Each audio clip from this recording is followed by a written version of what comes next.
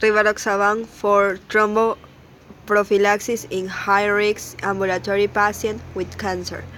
Definition: ambulatory patients receiving systematic cancer therapy are at varying risk for venous thromboembolism. However, the benefit of thromboprophylaxis in this patient is uncertain. In this double-blind, randomized trial involving high-risk ambulatory patients with cancer, where we randomly assigned patients without vein thrombosis as screening to receive Rivaroxaban at a dose of 10 mg or placebo daily for up to 180 days, with screening every 8 weeks.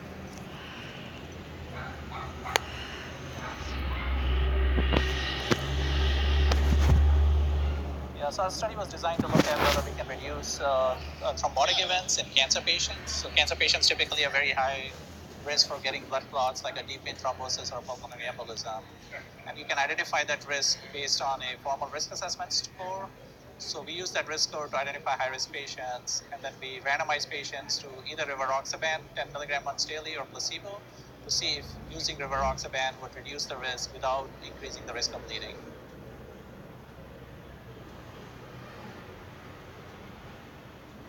It was 841 patients that were randomized.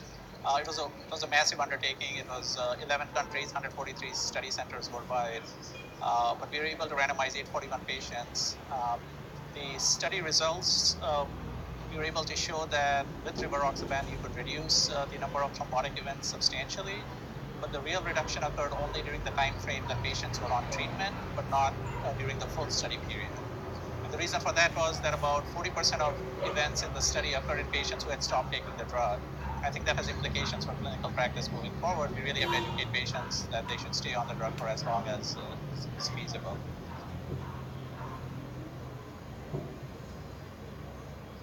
Yeah, so the take-home message is that cancer patients that are high risk for getting thrombotic events, we can predict that risk pretty successfully using a validated risk score.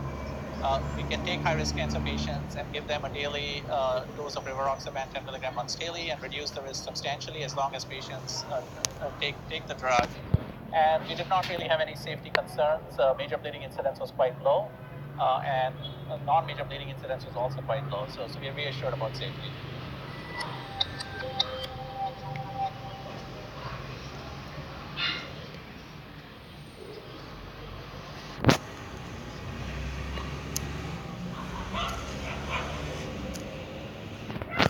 Application in nursing. The primary efficacy endpoint was a composite of objectively confirmed proximal deep-vein thrombosis in a lower line, pulmonary embolism symptomatic deep-vein thrombosis in an upper line, or distal deep-vein thrombosis in a lower line, and did from venous thromboembolism and was assessed up to day 180 in a pre-specified supporting analysis involving the same population. The same endpoint was assessed during the intervention period.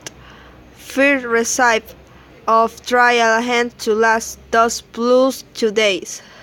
The primary safety endpoint was major bleeding.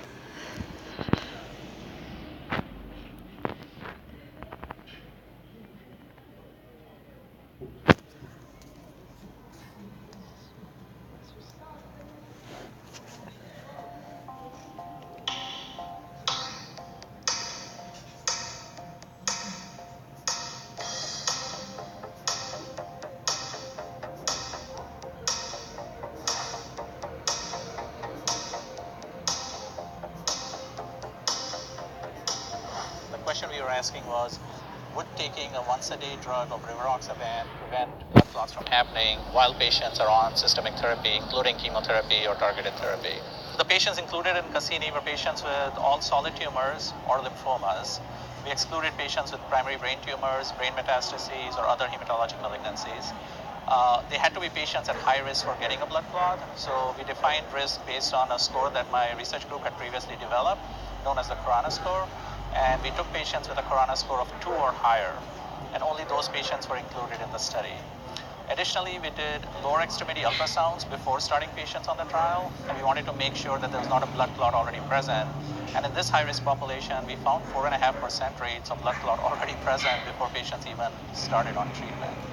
So those 4.5% patients were not randomized, and then the other patients were randomized, and then we followed them to see if they developed blood clot or not over a 6-month period. The primary endpoint was a combination of different types of venous events, including screen-detected events. So we did screening ultrasounds of the lower legs every 8 weeks while patients were on study. But we also waited and see if any symptoms developed and patients became symptomatic, then we would test them as well to make sure that they had a blood clot. During this time frame, about 8.8% patients during the 6 months developed a blood clot. And that number was reduced on the Rivaroxaban arm, but it was not significantly reduced for the 180-day period, because about 40% of patients stopped taking the drug for the full 6 months. So they took it initially, but they didn't take it for the full 6 months. And 40% of events happened after patients stopped taking the drug. We had pre-specified an analysis known as the on-treatment analysis. So while you're taking the drug, does it reduce the risk of blood clots? And there the results were very significant. So 6.5% down to 2.5%, so 4% absolute risk reduction. And that p-value was 0.007. We had pre-specified a combination of the primary endpoint with all-cause mortality, and we found that patients on the Rivaroxaban arm had a 6% absolute reduction in the combination of the primary endpoint with all-cause mortality. Safety is obviously a concern when we are looking at primary prevention approaches. The incidence of major bleeding was low, under 2%, and the incidence of even non-major bleeding was quite reasonable, to 2.7% or so. I think this is a large risk-adapted thromboprophylaxis trial. We were methodologically very robust. We did intent-to-treat analysis, we did on-treatment analysis, we looked for all kinds of adverse effects. And overall, the findings suggest strong clinical benefit to cancer patients as long as they take the drug without strong, concern for safety. There's a second clinical trial looking at the same population, so Corona score 2 and higher, also solid tumor patients. That trial is supposed to report out very soon, over the next several days. If the two trials confirm the same findings, then I think we may be moving the landscape of, because right now we are reactive, we manage the blood clots when they happen, but we may be able now to move to a preventative phase, which would be a big advance for cancer patients.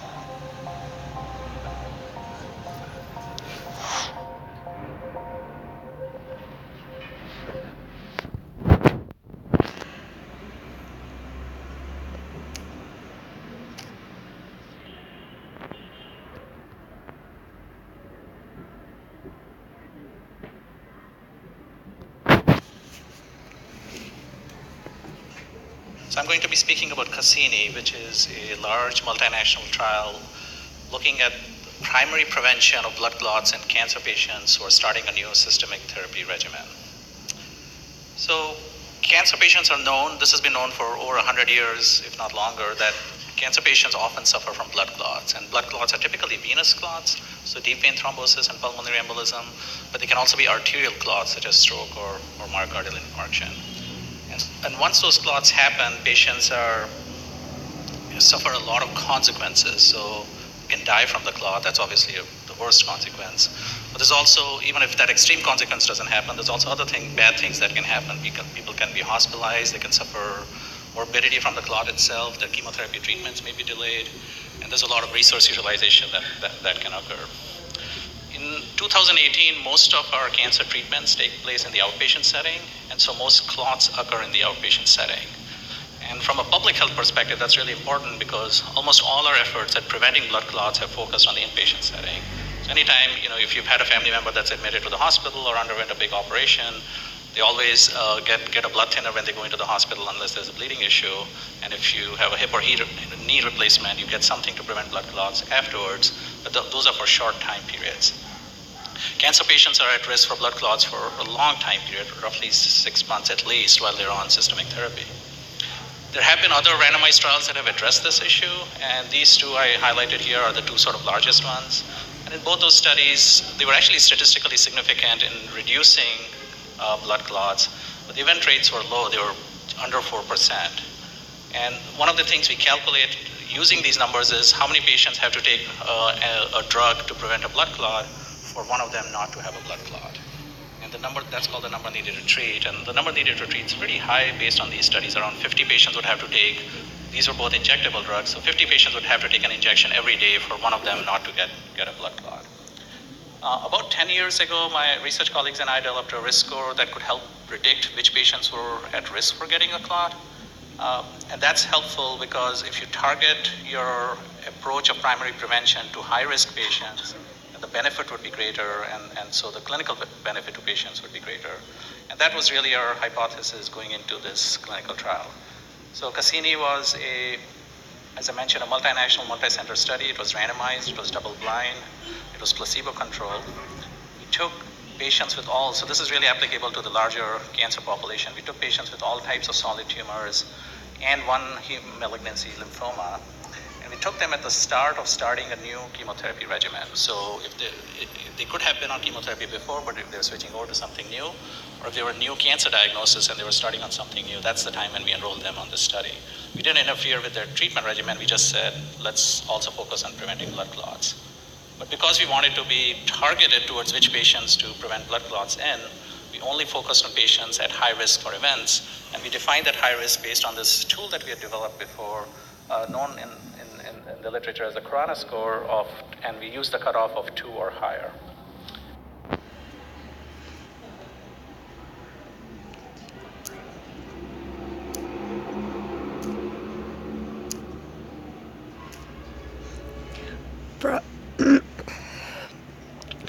Pros and cons. In that second thromboprophylaxis trial, we similarly designed a study population of a corona score of 2 or higher has recently been completed, and the results of the trial are eagerly waited. He continued, if the findings of that trial are consistent with ours, then we certainly hope that these findings shall inform future recommendations regarding thromboprophylaxis for high-risk ambulatory cancer patients, and that the landscape of anticoagulation in the cancer population should start to shift from the management of events to primary prevention.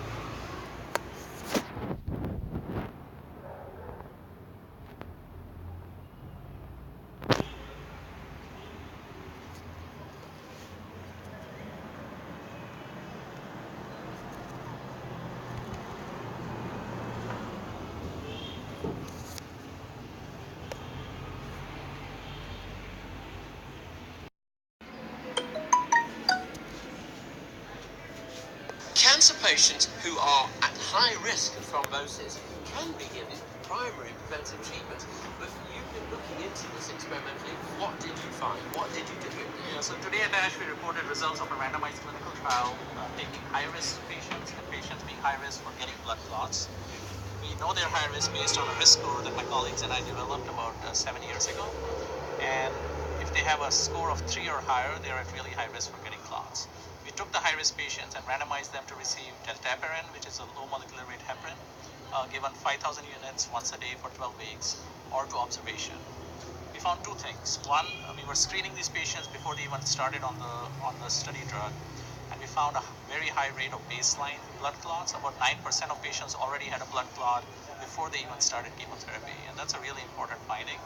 And it suggests that cancer patients with a score of 3 or higher should really be screened for blood clots even before they start on treatment. A second thing we found was that the rate of VT was very high in the observation arm. It was 21%, and it came down to 12% in patients who received deltapirin.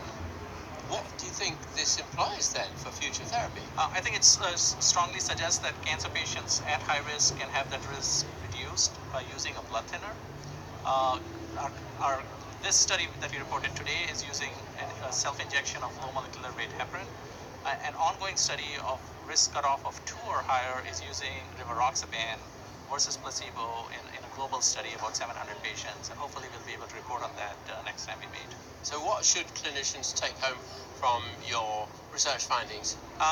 There is a validated risk assessment tool. It can be used to find patients at high risk for blood clots. They can be at high risk or maybe even have a clot before they start on chemotherapy, so consider screening for those patients and consider using prophylaxis in the high-risk patients to prevent blood clots.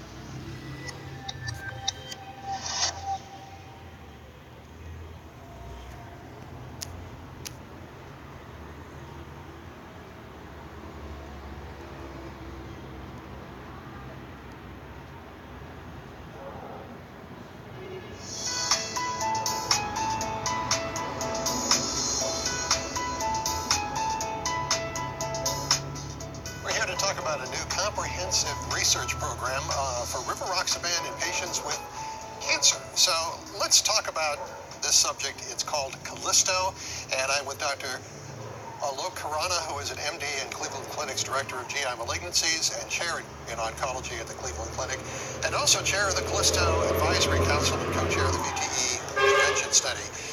Let's talk about Callisto first off. This is a topic of great interest just to me. I know in oncology it's still a little bit new. Where are we in terms of using some of these new agents like Rivaroxaban in oncology, in hematology? Well, we're getting there. We're not quite where we want to be. First thing to recognize is that blood clots are a really big deal in patients with cancer. It's actually the second leading cause of death in patients with cancer. Increased morbidity, increased mortality, much greater risk of hospitalization, and so on. So there's a lot of urgent need to address this issue in the cancer population. In the past, we've been hampered by the fact that all of the drugs that we had available for this were primarily self-injectables, low molecular weight heparins. And they're expensive drugs. A lot of patients who have injectable plans, prescription plans, pay a much greater sort of cost. So direct consumer costs are much greater with injectables. And so there's a big challenge in sort of using those types of agents in prevention and even to some extent in treatment. Especially when it's long-term, because patients would rather have another option. Right, and so this is actually much more similar to the cardiology field where you sort of take blood thinners forever. Whereas in other VT prevention settings, that post-hip replacement or post-knee replacement, it's only for 3 weeks or 4 weeks at the most. So when you're asking patients to take this for months and months on end, you want it to be as patient-friendly as possible. So you say to them, we don't have all that much data, but there is an advantage, and they often will say, absolutely, I'll take the easier route. Right, and we have a lot of data in ASH this year. So Callisto, I noticed that. Yeah, so Callisto is this big program. It's a set of about 7 clinical trials, and it's addressing. We can't answer all the questions in one big clinical trial. So it's addressing all the different aspects of this type of this illness. So we're looking at prevention, we're looking at treatment, we're looking at clinical pathways, and one trial that was reported today at ASH was looking at a clinical pathway. This came out of Jerry Soff and the Memorial Sloan Kettering data set, and they identified the benefit of being on Rivaroxaban for treatment of cancer-associated thrombosis as opposed to a daily self-injection. They actually found less than 1% of patients wanted the injectable. They would rather have the oral agent, which is not surprising. No, not at all. So what other issues? You've got 7 trials. You've got 2 registries. So this is a big group. You've got, what is it, something like 4,000 patients globally that you're helping? Yeah, the biggest trial is prevention. So it's taking patients with a risk score of 2 or higher. We presented data today looking at a risk score of 3 or higher with an older agent, low molecular weight heparin. But the new study looks at a risk score of 2 or higher, so an expanded high-risk cohort, and versus placebo. It's a 700 patient study. It's a global study, 9 countries, close to 100 sites. We just opened in the US a couple of weeks ago, so we're excited to get this going. What about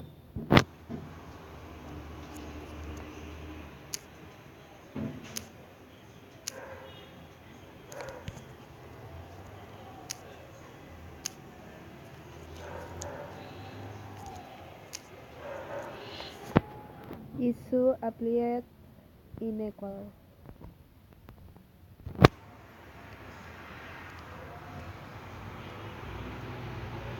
To be eligible for the trial, participants had to be aged 18 years or older, have histologically confirmed solid tumor or metastatic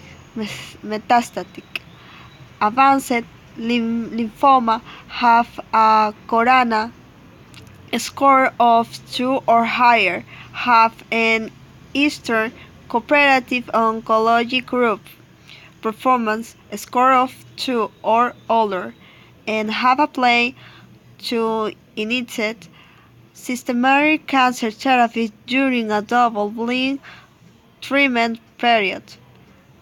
They were excluded from the study for a variety of criteria. An important exclusion criterion was if they had evidence of VTE on screening 13 days or less before randomization.